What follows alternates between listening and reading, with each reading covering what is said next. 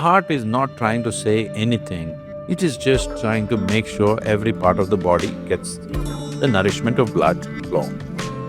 So it's your brain speaking in different tongues.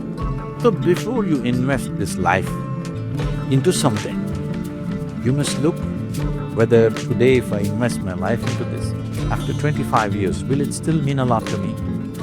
After 50 years, will it still mean a lot to me? At the end of my life, you turn back and look, will I be proud of this or will I be ashamed of what I'm doing right now?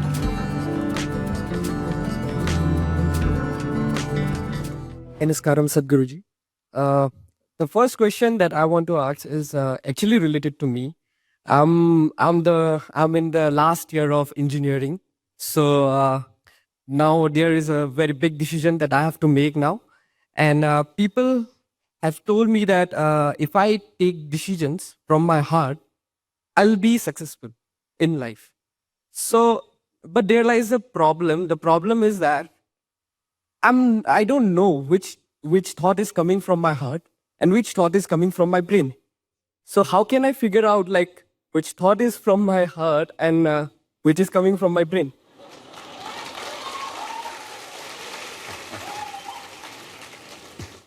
The heart makes only two sounds, lub-dub. Unless the local girls are disturbing it and it's going very crazy. Otherwise it makes only two sounds. Rest of the noise is all coming from your head. This idea that something comes from the heart, something comes from the brain is it's metaphoric, but unfortunately a whole lot of people are taking it literally. There was a time in many parts of the world, particularly in Arabia, the medical science in Arabia believed the blood is pumped from the liver. You might have heard Urdu sayings about Kalija, have you? Because they believed blood is being pumped from the liver, because liver is a far more complicated organ than the heart. Heart is a simple pump. So do not give it any more responsibilities other than continuously pumping the blood and keeping you alive, unless somebody here breaks it. So, about the last year of engineering, I want you to change that language because this happened. Can I tell you a joke? It's okay? Yeah. You're pretty serious about this, that's why I'm asking. This happened. A very celebrated scientist was at a dinner and he was not grandly dressed or anything, he was looking very ordinary. So the lady who was, you know, sitting next to him didn't pay much attention to him, she doesn't know who he is. But after some time, just to be polite, to make some conversation, "May I know what do you do?" He said, "I'm studying science." She said, "Oh, I finished that in my 10th class." So you're not going to, you're not in the last year of engineering, maybe the course, but not the last year of engineering, because for your entire life, if you learn engineering, when you're dying, after 100 years, okay?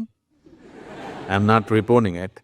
After 100 years when you're dying, you would still know, if you are a constant learning process, you would still know you know very little about engineering. With that little, many things happen, that's different. So don't be in the last year of engineering. I know the program may be closing, but not the last year of engineering, okay? So,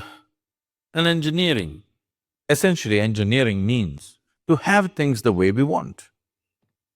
Yes? When we say this building is well engineered, I'm not saying that. If we say this building is well engineered or an automobile is well engineered, what it means is it's functioning the way we want. Yes? Of all the pieces of engineering on this planet, of many pieces of engineering, a tree is a fantastic engineering, even a mountain is fantastic engineering because it stood there for 1,000,000 years. That means it must be good engineering, isn't it? Yes? Something that stands there for 1,000,000 years must be well engineered. Of all this, the most sophisticated piece of engineering is human mechanism, isn't it so? Hello? Most sophisticated of all the pieces of engineering. Now, because it's a sophisticated piece of engineering, it needs a certain level of attention, otherwise you don't figure it. Now that we gave you such a highly, high-tech piece of engineering, I'm asking you, did you read the user's manual? I think there is no user manual for now. How can they make such a fantastic piece of engineering without a user's manual? Maybe it doesn't come with a booklet attached to your neck when you were born. But indications must be there, isn't it, how to use it? Huh? Is it true somebody who's an athlete or a gymnast or someone else like that learns to use their body than a whole lot of other people? Yes? Obviously, at least one aspect of the physical engineering of the body, they seem to have read the user's manual about the physical aspects. Is it true certain people are able to use their mind better than others? Maybe they read another part of the user's manual. So, now with this heart manual and the brain manual. See, the problem is most people are prejudiced against the brain. This is a question or always comes to me, Sadhguru, I want to meditate but thoughts are coming. The common question everywhere. I ask them, see, I'll make you meditate. We will stop the liver, we'll stop the kidney, we'll stop the heart, we'll stop everything, okay?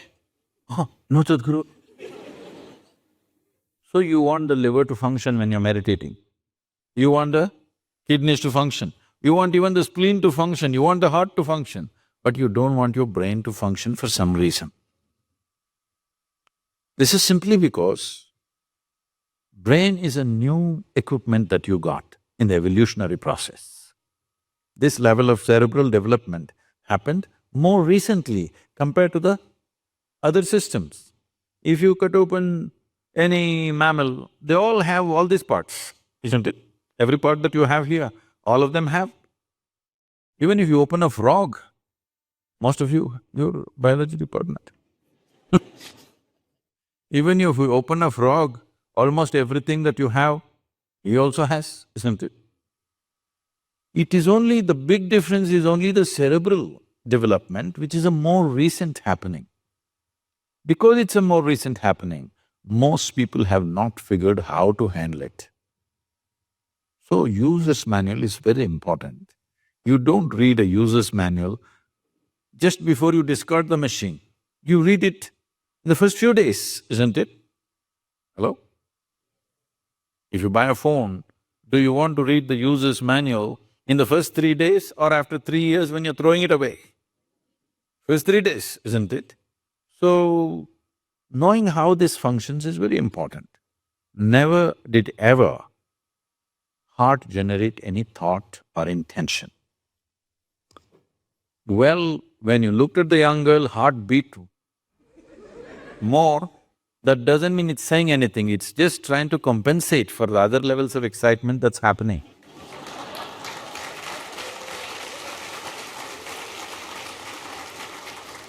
The heart is not trying to say anything, it is only compensating, you need more blood, so it's pumping little harder. That will happen even if you run up the staircase. Yes? What happens to you little panting when you fall in love also happens physiologically when you run up a staircase, yes or no? Fear also does that to a whole lot of people. So, heart is not trying to say anything, It is just trying to make sure every part of the body gets the nourishment of blood flow. So it's your brain speaking in different tongues. What's your native language? What's your mother tongue? My Assamese. So, because when you know two, three languages, sometimes it gets confused, sometimes it speaks in English, sometimes in Assamese, sometimes in something else. So you're thinking different people are speaking, heart is speaking, mind is speaking, no. There is thought and there is emotion. People think these two things are saying different things. They're not saying different things. The way you think is the way you emote, isn't it so? Right now, if I think, oh, she's the most wonderful person on the planet, I just have to think. Then my emotions become sweet towards her. Now I think she's the most horrible creature on the planet. Now my emotions become nasty. Yes or no? I cannot think she's horrible and have sweet emotions. I cannot think she's wonderful and have nasty emotions, isn't it so? But today I thought she's the most wonderful person and my sweetness was flowing. Suddenly she did something tomorrow that I don't like. I think she's horrible. Thought is agile, it changes direction just like that. Emotion is little sappy. It takes time to turn around. So that period, you struggle as if there are two dimensions of thing happening. Because thought is saying one thing, emotion is still going sweet, because it takes time to become nasty. Everybody struggles, but it catches up or no after some time. Hello? Today you thought she's wonderful, sweetness was flowing. Tomorrow she did something you don't like, you thought she's horrible. The thought is clearly saying she's horrible, but emotions are struggling because they can't turn quickly. They take time to turn. But after a week or 10 days or 2 months, depending on how deeply you're engaged, after some time, emotion catches up with the thought. Emotion also says, yes, she's horrible, so let's be nasty to her. So they're not speaking different languages. One is agile, another is little slow in its corners. So it looks like they're speaking different languages. When it comes to what you want to do, uh, you must think clearly, it's very important. Thinking clearly means, the question is not about what will get me this, what will get me that. Is your life precious to you? All of you, I'm asking. Your life, is it precious to you? So before you invest this life into something, you must look whether today if I invest my life into this, after 25 years, will it still mean a lot to me? After 50 years, will it still mean a lot to me? At the end of my life, if I turn back and I will look, will I be proud of this or will I be ashamed of what I'm doing right now? Doesn't matter what other people say. But you should not do anything that you will feel ashamed of, isn't it so? Huh? It doesn't matter, people say so many things. Everybody has an opinion, it's their business. But you don't do something that you will feel ashamed of, isn't it? Then you're turning against yourself. Somebody turns against you, you can leave them and go somewhere else. If you turn against yourself, you'll have to live with it forever. So this is all you have to look at it. Something will get you money, something will get you comfort, that's not the point. What you choose to do, will it give you a life? When I say give you a life, are you just trying to make a living or are you trying to make a life out of this? It's important. Making a living is not an issue. A worm, an insect, a bird, an animal, all of them are making their life, making a living, isn't it so? They're even making a life out of it, but definitely they're making a living. So making a living with such a big brain is not an issue. Earning your food is not an issue, making a living is not an issue. Only problem is you want to live like somebody else, that's an endless problem. I want to live is not a problem. I want to live like you, this is a problem. So, it is important, if you consider your life as a precious life, you must make sure you make a wonderful life out of this. Whatever opens up in that direction, that is the thing you should do. But when you are under the pressure of peers, somebody is saying, I'm going to America, somebody says, I'm going to the government job, somebody says, I'm doing this. So one thing that all of you should do before you make big decisions in your life is withdraw from these pressures of peers, professors, parents, everybody.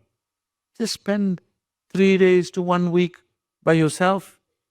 Look at it, what is it that you really want to do? Not under pressure from other people. What does this life want to do? Do that. It doesn't matter what other people think about it.